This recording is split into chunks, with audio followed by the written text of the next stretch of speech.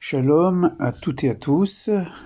Peut-être êtes-vous déjà en vacances, mais l'étude de la Torah ne connaît pas de vacances.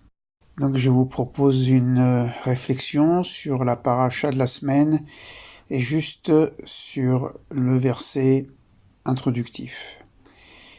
Le verset dit la chose suivante. Si vous écoutez les mishpatim, les lois sociales, vous les gardez et vous les accomplissez, alors Dieu gardera l'alliance et la bonté qu'il a juré à vos pères. Ici, nous avons le principe de Mida keneged Mida, mesure pour mesure. C'est un principe général qu'on trouve en Israël, mais aussi en dehors d'Israël. Si vous gardez les commandements de Dieu, eh bien, Dieu gardera son alliance, c'est-à-dire sa bonté, ses bénédictions envers vous. Nous sommes ici dans le rapport de l'alliance, c'est-à-dire Israël agit selon la volonté de Dieu et Dieu donne à Israël la possibilité de continuer sa vocation de peuple de prêtre au milieu de l'humanité, puisque cette vocation ultime s'exprime chez Abraham, elles seront bénies par toi, toutes les familles de la terre. Mais on pourrait regarder de plus près le terme utilisé pour parler des lois. Il s'agit des mishpatim, les lois sociales. Les lois sociales, c'est-à-dire les lois qui fondent les bonnes relations entre l'homme et son prochain.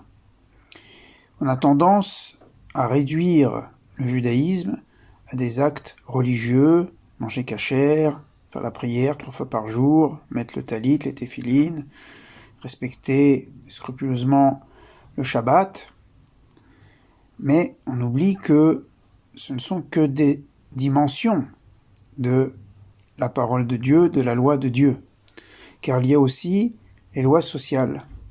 Les lois sociales, c'est-à-dire la justice, le bien et le verset « Tu aimeras ton prochain comme toi-même ». Et c'est intéressant ici de souligner que la Torah utilise vraiment le terme de mishpatim pour rappeler que souvent, lorsqu'on veut s'engager dans le chemin de la Torah, alors on passe des fois dans des formes plus scrupuleuses, voire excessives, des fois de la tradition religieuse et de la pratique religieuse. Et il ne faut pas oublier que la Torah, c'est aussi et peut-être d'abord l'amour du prochain. Rabbi Akiba, Hillel ont été nos maîtres qui nous ont enseigné dans ce sens. Hillel qui disait « Ne fais pas autrui ce que tu voudrais pas que l'on te fît, le reste n'est que commentaire », ou Rabbi Akiba qui disait « Tu aimeras ton prochain comme toi-même » est le fondement de la Torah. Voilà, je crois que ça mérite toujours d'être médité et bien sûr d'être mis en acte, parce que la religiosité n'est rien sans cette éthique, cette bonne relation avec son prochain. Shabbat Shalom.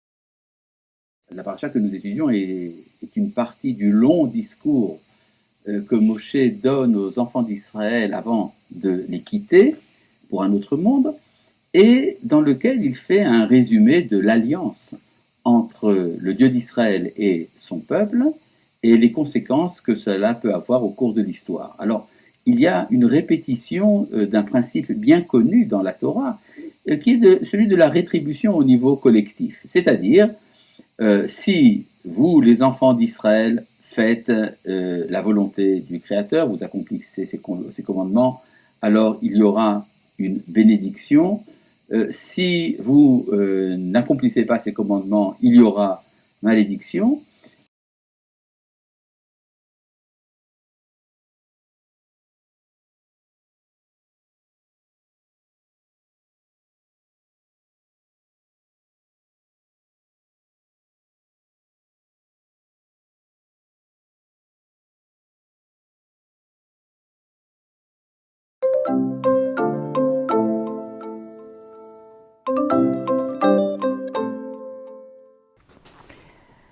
והיה אם שמוע תשמעו אל מצוותיי אשר אנוכי מצווה אתכם היום. Vous connaissez peut-être ces mots, ils sont tirés de la liturgie, une liturgie qu'on répète 2 fois par jour, puisque ces mots sont au cœur du Shema Israël. C'est en fait le 2e paragraphe, le début du 2e paragraphe de cette prière si célèbre, si centrale qu'elle est parfois considérée comme le seul credo juif. 2 fois par jour, on énonce ces mots qui sont précisément tirés de la paracha de cette semaine, de la paracha Ekev. Dans cette paracha, Moïse s'adresse au peuple et le met en garde de façon dramatique en formulant ainsi le choix qui s'offre à lui. Im shamoa tishmeu, si vous êtes capable d'entendre, alors vous pourrez comprendre les commandements énoncés en ce jour, et voilà ce qui vous arrivera, et s'ensuit alors une liste de bénédictions, la terre va donner les fruits en son temps, la pluie va tomber avec justesse, etc. etc. Mais, oi vavoy, si vous déviez de ce chemin, bien des malédictions vont s'abattre sur vous, et vont s'abattre sur le monde. Et ce passage de la liturgie, vous le percevez, constitue une sorte d'énorme défi théologique pour une conscience moderne.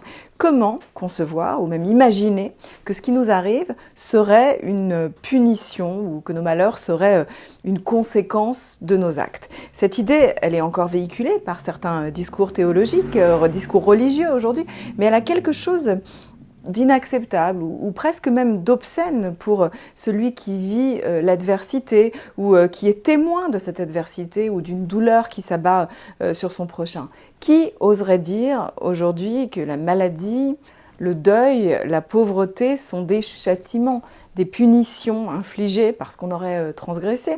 Le livre de Job, déjà, dans la Bible, vient raconter l'inverse. Vous savez, le livre de Job, c'est le livre qui dit qu'il arrive que les justes souffrent et il arrive que les mauvais ne soient pas touchés. Donc, d'une certaine manière, la théologie du Im shamoa tishmeu est dérangeante pour une conscience moderne. Elle est dérangeante dans sa littéralité, si bien que certains, et c'est le cas par exemple du judaïsme libéral américain, certains ont décidé de ne pas lire ce 2e paragraphe du schéma, ou parfois ils le lisent à voix basse, pour bien marquer le fait que ce qui est écrit littéralement dans le texte ne doit pas être cru littéralement. Ce que ce texte énonce n'est pas nécessairement audible tel quel, mais exige de nous de l'interprétation. Dans nos synagogues, nous lisons et nous chantons ce passage de la paracha Ekev, et pour autant, nous ne pouvons pas et nous ne pourrons jamais faire l'économie de l'interprétation, du questionnement. On ne peut pas faire comme si ce sens littéral nous convenait tel quel. Et finalement, c'est la force de notre tradition, de savoir interroger et s'assurer toujours qu'il y a en nous de la place pour l'exégèse, pour une lecture critique, pour une mise à distance, pour du questionnement. Le texte est sacré, mais pour nos sages, l'interprétation l'est peut-être plus encore. Shabbat Shalom.